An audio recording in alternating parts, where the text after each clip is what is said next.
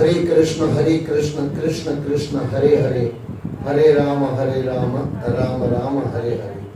हरे कृष्ण कृष्ण कृष्ण हरे हरे, हरे राम राम राम हरे हरे।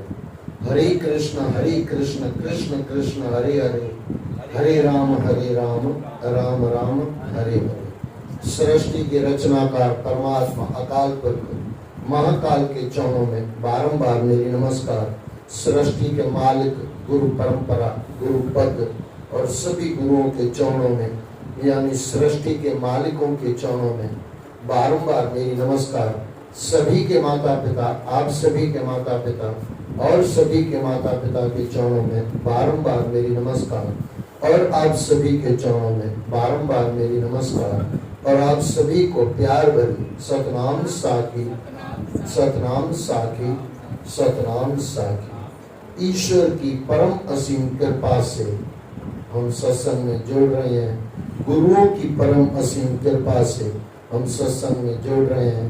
आइए जुड़ने से पहले गुरुओं के चरणों में प्रार्थना करें। हम जीवन में सफल हैं, जीवन को सफल करें। इसी प्रार्थना के साथ सत्संग में प्रवेश करें। एक बार जय जय श्री राधे, जय जय श्री राधे, जय जय श्री राधे। श्रीमद् भागवत महापुराण चौथा स्कंद और उसके अंदर 23वां अध्याय, अध्याय 23वां, राजा पृथु की तपस्या और परलोक गमन। श्री मैत्रेय जी ने कहा, महाराज पृथु ने अपनी प्रजा, श्री मैत्रेय जी ने कहा, महाराज पृथु ने अपनी प्रजा की जीविका की पूरी व्यवस्था कर दी। काफी समय बाद जब उनकी उम्र ढलने लगी और वृद्धावस्था निकट आ गई, तो राजा पृथु ने राज्य भर अपने पुत्रों को सौंप दिया, राज्य भार अपने पुत्रों को सौंप दिया और अपनी पत्नी सहित वन में तपस्या करने चले गए। ये कुछ बता रहे हैं, यहाँ पे संकेत है। कुछ उम्र के बाद पूरे परिवार का भार अपने बच्चों को दे दो, चाबियां लेके मत घुमा करो। एक संत ने कहीं कहा, बोले चाबियां लेके मत घुमा करो। चाबी दे दी बहुओं को, 2-3 चाबियां थी, सबको चाबियां दे दी। वो बहुएं भी सत्संग में आती थी। तो सास ने उठकर कहा संत को, बोले बाबा जी कल आपने बोला चाबियां दे दी, चाबियां दे दो, तो हमने चाबियां दे दी, लेकिन वो तीनों बहुएं उठी। बोले माता जी कोई भी चाबी लगती नहीं है, अंदर कुछ है नहीं।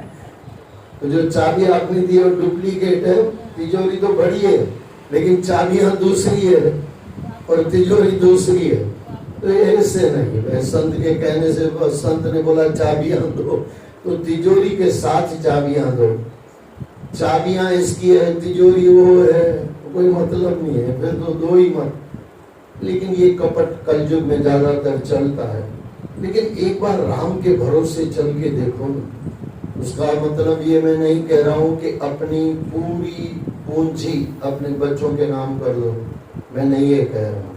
थोड़ा अपने पास भी रखो। आज का समय पता नहीं कब कैसा आ जाए, और खतरनाक समय है। कुछ अपने पास भी रखो और बच्चों को कह दो मरने के बाद ये आपका ही है, भले सही सिक्का कर दो, लेकिन जब तक जिंदा हो तब तक मेरा, मरने के बाद तुम सबका। ये थोड़ा होना चाहिए। सहित वन में और अपनी पत्नी सहित वन में तपस्या करने चले गए। विदुर जी वानप्रस्थ आश्रम में रहते हुए उन्होंने कठोर तपस्या की। हर ऋतु के अनुसार खुले में रहकर अनेक कष्टों को सहते हुए उन्होंने घोर तपस्या में अपना जीवन व्यतीत किया और एक पल के लिए भी श्री हरि की ओर से मुंह नहीं मोड़ा। वे प्रतिदिन धरती पर शयन करते थे और अल्पाहार से अपना जीवन चलाते थे। तपस्या से उनके कर्म फल नष्ट हो गए और प्राणायाम द्वारा उनका मन शुद्ध हो गया। इंद्रियां नियंत्रित हो गई। श्री हरि की अनन्य भक्ति से उनके हृदय में वैराग्य की भावना जागृत हो गई। समस्त मोह और अहंकार नष्ट हो गए।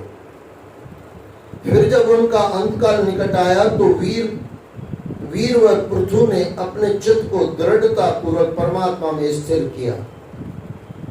ब्रह्म का स्मरण करते हुए शरीर त्याग दिया। महाराजा पृथु की पत्नी अरुचि भी उनके साथ वन को गई थी। वे सुकुमारी थी, फिर भी उन्होंने स्वामी के व्रत और नियम आदि का पालन करते हुए उनकी खूब सेवा की थी। उन्होंने भी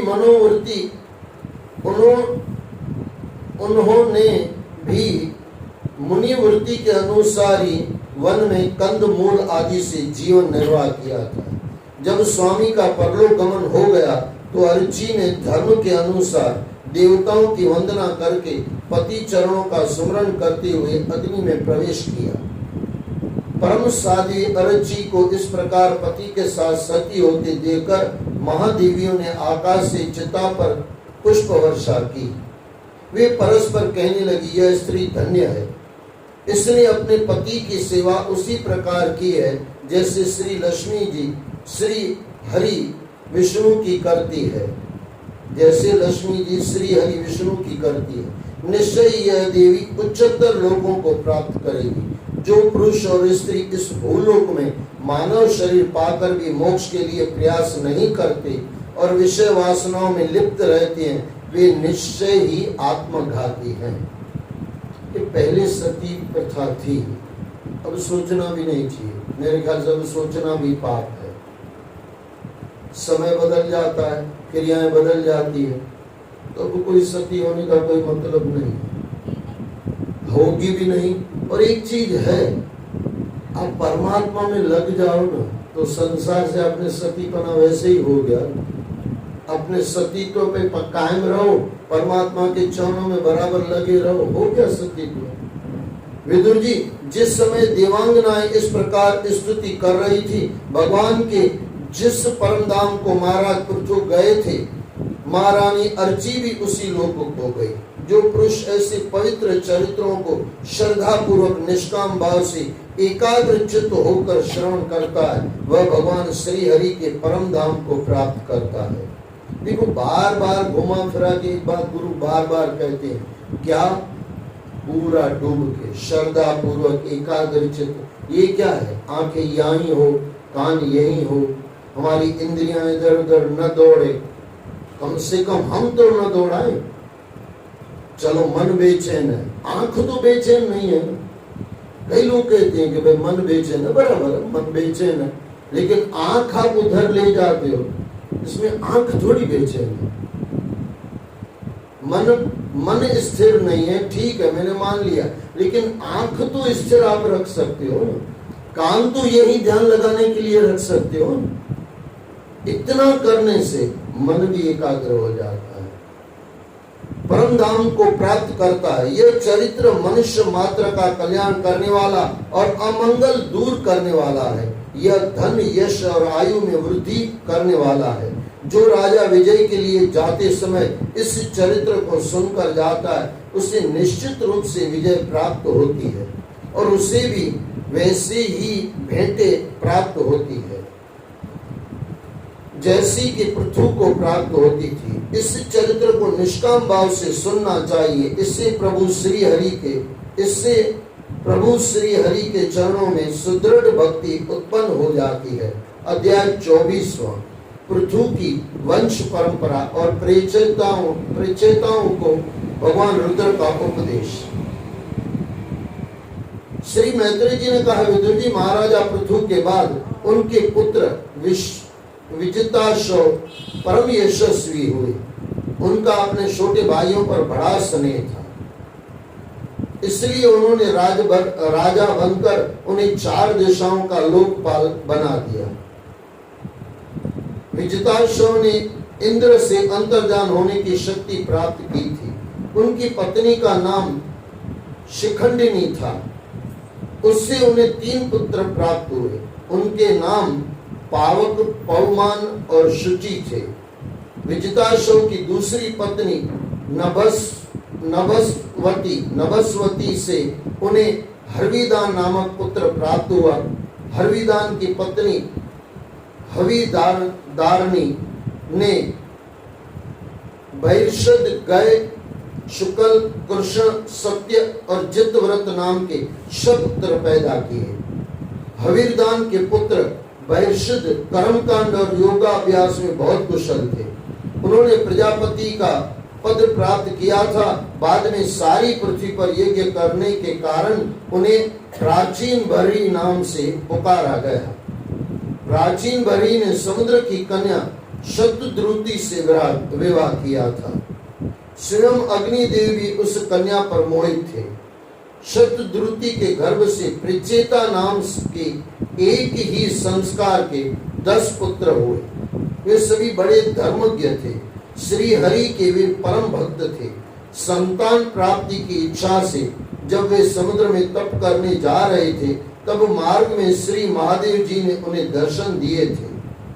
श्री महादेव जी ने उन्हें जो उपदेश दिया था, वे उसी का जप और पूजन करते थे। उन सभी की क्रियाएं एक जैसी होती थी। विदुर जी ने पूछा, विप्रवर, महादेव जी ने प्रचेताओं को क्या उपदेश दिया? कृपया कर मुझे बताइए। श्री मैत्रेय जी ने कहा, विदुर जी, साधु संभाव के प्रचेतागण जब तपस्या के लिए पश्चिम दिशा की ओर जा रहे थे, तब मार्ग में उन्होंने एक बड़ा सरोवर समुद्र के समान देखा। उसका जल अत्यंत निर्मल और स्वच्छ था। उसमें नीलकमल खिले हुए थे। रंग बिरंगे पक्षी वहां चहचहा रहे थे। चारों ओर सुंदर सुंदर वृक्षों की पंक्तियां वहां लगी थी और सुंदर लताएं उन पर लहरा रही थी। वहां खिले पुष्पों पर भौरे गुंजार कर रहे थे। तभी उन्होंने भगवान महादेव को अपने अनुचरों के साथ सरोवर से बाहर आते हुए देखा। सहसा उनके दर्शन पाकर प्रचेताओं को बड़ा आश्चर्य हुआ। उन्होंने तत्काल शंकर जी के चरणों में प्रणाम किया। महादेव जी उन्होंने राजकुमारों से कहा, तुम लोग राजा प्राचीन बरही के पुत्र हो, तुम्हारा कल्याण हो। जो पुरुष भगवान वासुदेव की शरण लेता है, मैं उस पर बड़ा प्रसन्न होता हूँ। कौन? शंकर भगवान। जो भी भक्त परमात्मा के चरणों में जाता है ना, जहां तक हो सके शंकर भगवान खुद उनके चरणों में ले जाते हैं। ये नियम है। सबकी रक्षा शंकर भगवान। वैसे तो हनुमान महाराज भी है, वही भी शंकर के 11वां रुद्र है, साधु संत के तुम रखवारे। और बाकी कहीं कुछ रह जाता है तो शंकर भगवान खुद उनको चरणों में ले जाते हैं। कितने भक्तों को परमात्मा शंकर भगवान ले गए हैं। उस पर बड़ा प्रसन्न होता हूँ। तुम्हारे मन की बात मुझे मालूम है, इसलिए मैं यहाँ आया हूँ। भगवान महादेव ने मुस्कुरा कर उनकी ओर देखा। देखो, जो व्यक्ति वर्णाश्रम धर्म का पालन करते हुए वासुदेव की भक्ति करता है, उसे 100 जन्मों के बाद ब्रह्मा का पद प्राप्त होता है और इससे भी अधिक पुण्य होने पर वह मुझे प्राप्त होता है। किंतु जो श्री हरि के अनन्य भक्त हैं, वे मृत्यु के उपरांत सीधे वैकुंठ लोक को प्राप्त करते हैं। मैं तुम्हें एक अत्यंत मंगलकारी और पवित्र स्तोत्र सुनाता हूँ, इसका तुम शुद्ध भाव से जप करना। उन्होंने उन राजपुत्रों को स्तोत्र सुनाया, जिसे उन्होंने कंठस्थ कर लिया। फिर से राजपुत्र रुद्र भगवान की स्तुति करने लगे। हे प्रभु, आपका उत्कर्ष उच्च कोटि के आत्मज्ञानियों के कल्याण के लिए होता है। आप सदैव अपने परमानंद स्वरूप में स्थित रहते हैं। हम आपको नमन करते हैं। आप सारी जगत के आधार हैं, समस्त लोगों के कारण हैं, इंद्रियों के नियंता हैं। आप संपूर्ण लोगों का संहार करने वाले हैं। आप आदि योगी हैं। आप सूर्य देव हैं। आप मोक्ष देने वाले हैं। आप पितरों और देवताओं के पोषक सोम हैं। आप तीनों लोगों के प्राण हैं। आप आशुतोष महाकाल हैं। ये आशुतोष वर्ड मुझे बहुत प्यारा है। ये शब्द बहुत प्यारा है। आपको पता है आशुतोष का अर्थ क्या निकलता है? आशुतोष, भगवान शंकर के आप अगर भगत हो या किसी के भी भगत हो और परमात्मा शंकर भगवान के लिए आप रो रहे हो, भगवान शंकर के भगत हो, उनके लिए रो रहे हो, ऐसे कहा जाता है। आशुतोष का जब अर्थ दिया जाता है, बोले आप भगवान शंकर के लिए आंसू नीचे बहाओ। धरती जब तक वो सोच पी न ले न, इससे पहले शंकर भगवान दर्शन दे देते हैं। उसका होता है आशुतोष। हाँ, और ये आशुतोष यानी लेकिन वो रोना खाली परमात्मा की प्रेम का ही रोना हो। बेटे ने गाली दी है और भगवान के लिए रो रहे हो, वो वाला नहीं। ओनली फॉर परमात्मा के लिए, प्यार के लिए रोना।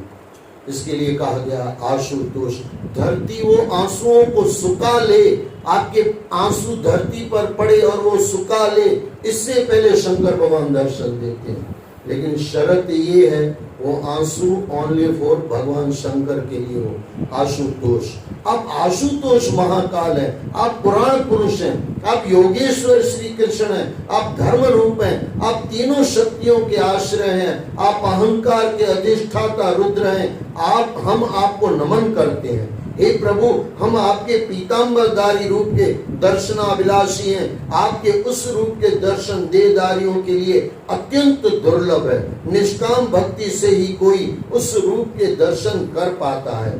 हे प्रभु, आपके चरण स्पर्श पापों को हरने वाले हैं। आप ही ब्रह्म तत्व हैं। आप अपनी माया से अनेक रूप धारण करते हैं। आप ही जगत की रचना, पालन और संहार करते हैं। आप अद्वितीय आदि पुरुष हैं। आप ही तीन गुणों के जनक हैं। आपका तत्व ज्ञान प्रत्यक्ष से नहीं, अनुमान से होता है। भगवान, यह मोहग्रस्त जीवन प्रमादवश हर समय इसी चिंता में रहता है कि अभी तो यह काम करना शेष है।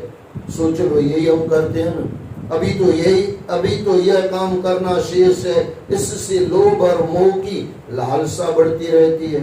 मनुष्य आपके काल स्वरूप को भूलकर सदा मोह में पड़ा रहता है, परंतु आप तो सदैव सजग रहते हैं। प्रभु, हमारे मोह को दूर कीजिए। भगवान रुद्र ने कहा, राजकुमारों, तुम लोग विशुद्ध भाव से स्वधर्म का आचरण करते हुए भगवान श्री हरि में चित्त लगाकर मेरे द्वारा कहे गए स्तोत्र का जप करते रहो। भगवान तुम्हारा मंगल करेंगे। मैंने तुम्हें योगादेश नाम का स्तोत्र सुनाया है। तुम लोग इसे मन में धारण कर एकाग्रता से अभ्यास करो और अपने अंतकरण में स्थित सर्वभूतों में रहने वाले परमात्मा श्री हरि का बारंबार स्मरण करते रहो। इस लोक में सब प्रकार से कल्याणकारी मोक्षदायक ज्ञान ही सबसे श्रेष्ठ है।